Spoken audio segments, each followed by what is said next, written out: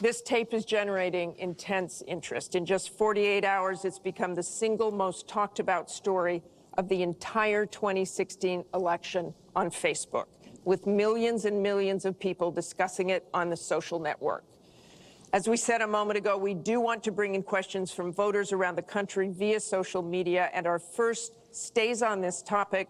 Jeff from Ohio asks on Facebook, Trump says the campaign has changed him. When did that happen? So, Mr. Trump, let me add to that. When you walked off that bus at age 59, were you a different man, or did that behavior continue until just recently? And you have 2 minutes for this. As I told you, that was locker room talk. I'm not proud of it. I am a person who has great respect for people, for my family, for the people of this country, and certainly I'm not proud of it. But that was something that happened. If you look at Bill Clinton, far worse, minor words, and his was action.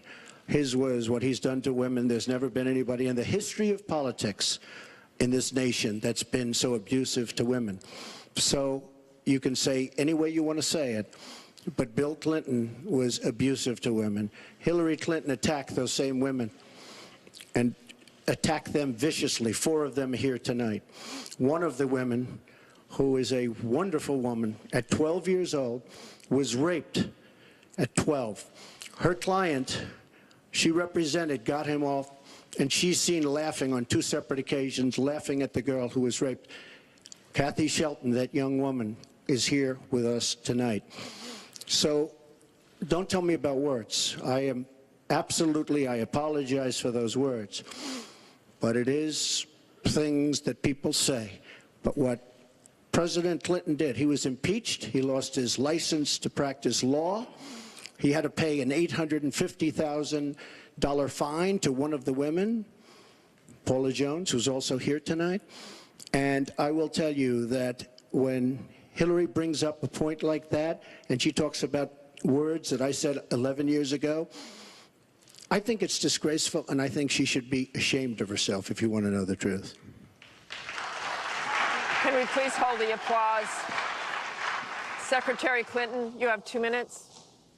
Well, first, let me start by saying that so much of what he's just said is not right, but he gets to run his campaign any way he chooses. He gets to decide what he wants to talk about.